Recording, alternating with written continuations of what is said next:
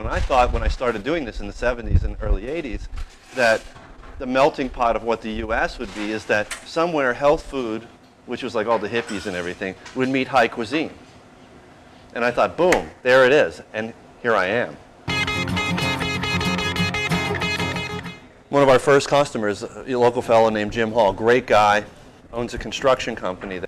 Now, Jim came in here and looked at the menu and goes, I don't know what all this stuff is. Give me the spaghetti. Got the spaghetti, blew his freaking head off. Never had a plate of spaghetti like that. So he eats spaghetti for about 6 months. Every week comes in, say, hi, Jim. And he talks like this. Hey, I talk like this because I spent my life around heavy equipment.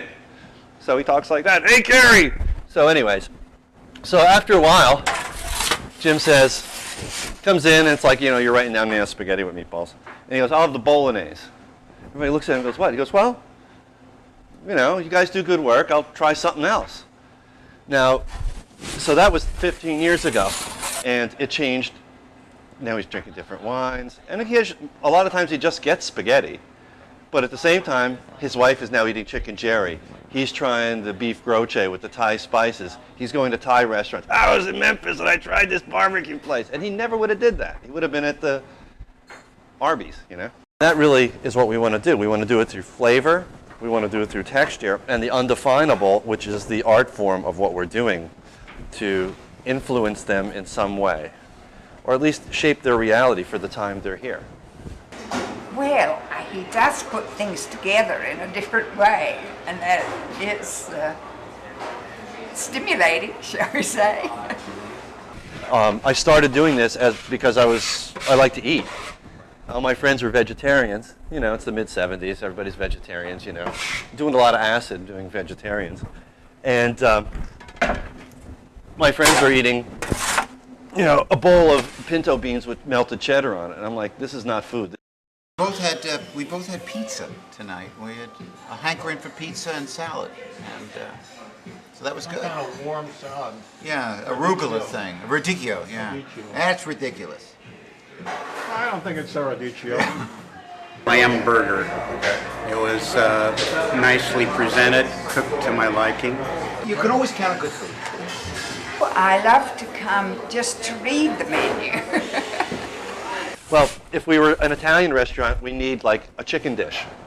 Well, I'm going to do a Thai chicken dish, a Mexican chicken dish, an Italian chicken dish, blah, blah, blah. Okay, that's 5 dishes right there. But then also cuisines reflect the government and the society. So is it any wonder that it's all the way it is? Oops! I don't even know anybody's names here. I just know that I like the people who work here.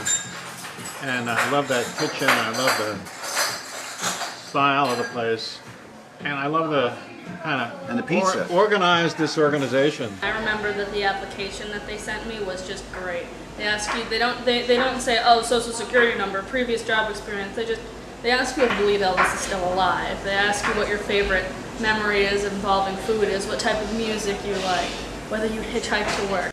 If this was a theatrical production, you can make a nice little analogy because you have the chefs and then the waitresses who do the performing. You have sort of ushering the food out to people, but then you have the dishwashers and then the people who do all the messy technical stuff behind the scenes. And you might not think about them when you're eating your food, but they're just as much as the team as anybody else. You know, everybody in this biz, from the guy flipping the girl flipping the burgers at McDonald's to me, to the people in New York and Bobby Flay and everybody, we all think we're artists in some fashion. And we all think we're creative.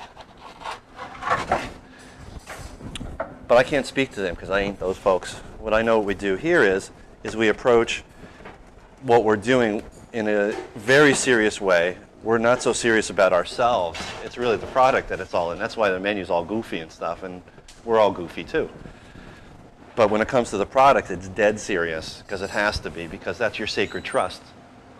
You don't fuck with the food.